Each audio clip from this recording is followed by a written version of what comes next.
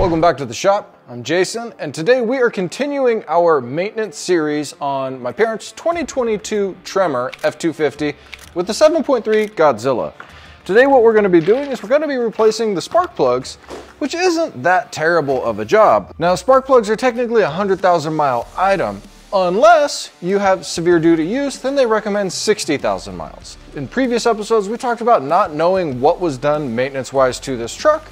Well, because they bought it at a Mercedes dealer used, and they didn't know anything. So we're gonna go ahead and change out the spark plugs today at 75,000 miles. They do tow with it, not a whole lot, but they tow with it. So we're just gonna be ahead of schedule. It's an inexpensive thing and a fairly easy job. I hope I don't eat my words on that. Judging from looking up top, there's plenty of room. So I'm gonna try the passenger side from underneath. I've got the wheels off already. And I'm gonna pull the fender liner because it looks to me like I'm gonna have straight access to it. So let's jump right over there, get that taken apart. Like I said, it looks like we're gonna have pretty direct access, albeit this giant spring and shock is gonna be a little bit in the way. If you peek through there, you can see there are our spark plug wires and the headers. So pulling this fender liner out, I don't imagine is gonna be too difficult. I think these are 5.5s. Holding this outside fender to the inside fender. Front here we got the 10. Actually kind of loose, that was interesting. And then we've got all these little pop pins here. So in my case, got this trim removal tool, makes it pretty easy to pop them apart. You could get this done with flathead screwdriver, just gently work your way under there. What I like to do when I'm done is throw a little bit of dry lube in that pin area. It makes them easier to put together and take apart later. Oh, I see some more clips here on the inside because it's got this Tremor valence. Oh yeah, there we go. Let me show you. So on the inside, there are these clips, or these little 5.5s all the way around. Getting those off will get this off much easier. If you don't get those off, you're gonna run into issues, it would look like. I'm glad I didn't just squeeze harder. Yep, super squints while I have safety glasses on my head. Sometimes I feel smart. On the back side, we've got these little clips here. Slide those down. It looks like they're holding the plastic liner to the felt liner underneath. I'm not entirely sure if that felt liner is gonna have different screws or what in it. I think we have to get it out on the outside first. So we're gonna push in. Lift here. There we go. That was the trick. Yes. So in order for this to come out, it has to come out of the outside, push it in, and then come towards this way, or towards you. So inside here, there is a bolt there. You've got wire harness, wire harness, wire harness, one of these spring clips, wire harness Christmas tree, wire harness Christmas tree. There should have been a nut there. And then there's nothing along the outside except this push pin here.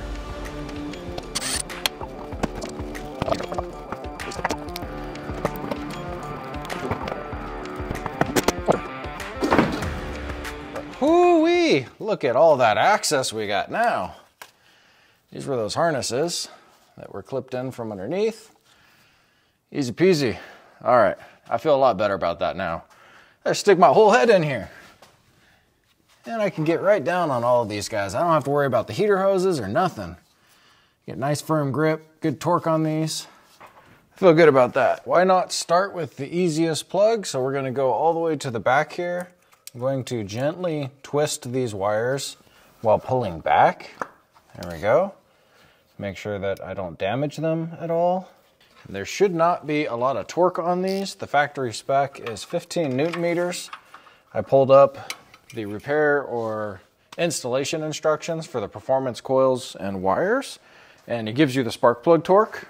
And that's 133 inch-pounds or 15 Newton meters. I'm gonna need an extension to get in here. All right.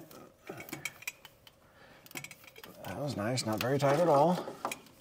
Sure doesn't feel like there was any lube on that spark plug. thing does not want to twist. In this case, a stubby ratchet's going to come in handy. Whoa, whoa, whoa, whoa, don't lose it. All right. There's one plug. Let's go compare this to a new plug. Okay, we have our box of new plugs. We have the same part number here. The plug looks like it's doing pretty well, actually. It's not fouled, it's not overly brown like it was running super lean. Obviously the new plug looks fantastic. I am going to put some dielectric grease on the end here. It is actually recommended in their instructions to add the dielectric grease, which I would have done anyhow, just to make sure that my boot is getting good contact and is staying sealed up. And then it's going to go straight into my spark plug socket. Now, the instructions don't call for anti-seize on the outside here, but I am a creature of habit and I have always installed spark plugs with just a dab of anti-seize. That's all we're going to need there, while making sure that we don't get anything inside of our firing area, electrode, or contact, because that would be horrible and it wouldn't work well. Now we'll get our torque wrench out for our 15 Newton meters. Now obviously installation is reverse of the removal. Make sure you screw this in by hand. Whatever you do, please don't use a gun on any of these or anything like that, or an electric ratchet going into your beautiful aluminum cylinder heads. That would just be a disaster. So slowly thread that guy in and torque it.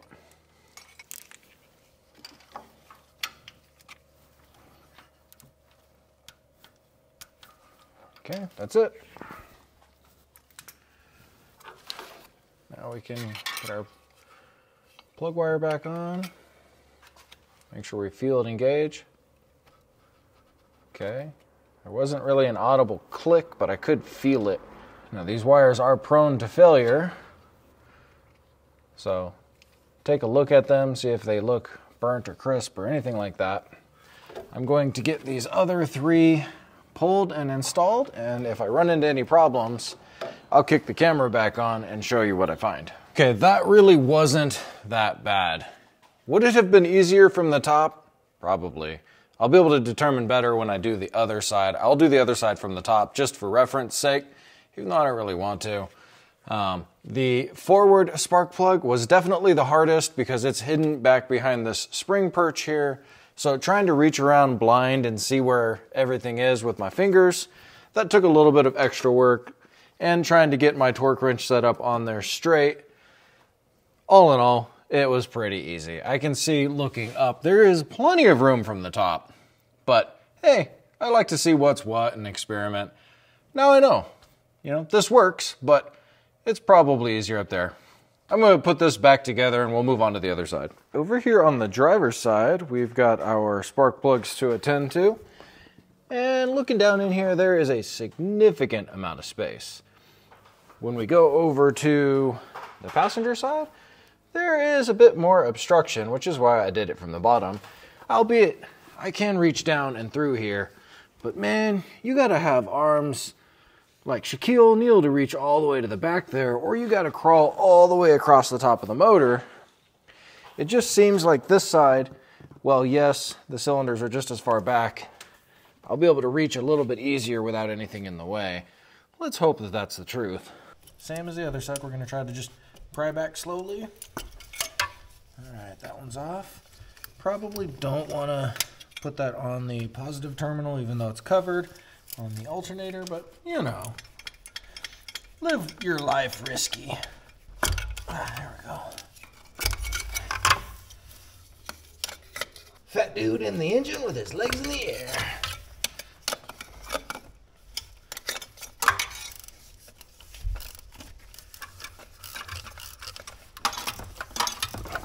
Kind of reaching down here completely blind. Try to figure about where it goes in and then start spinning. It'll thread into something.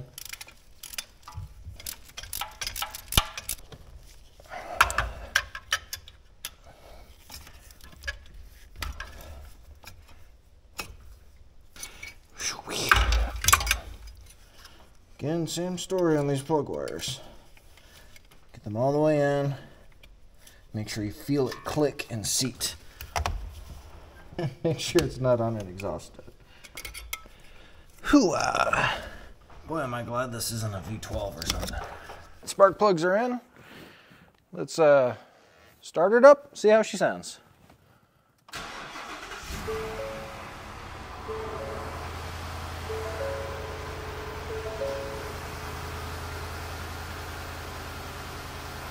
Doesn't sound bad to me.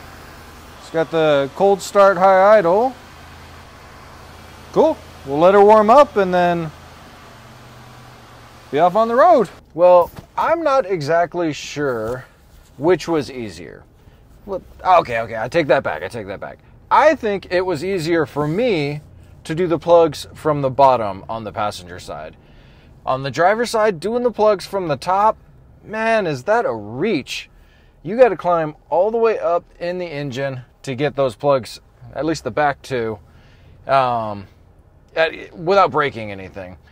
Now, if I had an over-the-top creeper, I think that would have made a huge difference. I'd love to hear from you guys if you have an over-the-top creeper and you've used it for whatever.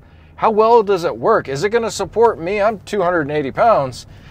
Or am I going to break the thing? I don't know. Either way, I really appreciate you watching. Hit the links down below to my other videos, and I will see you in the next one.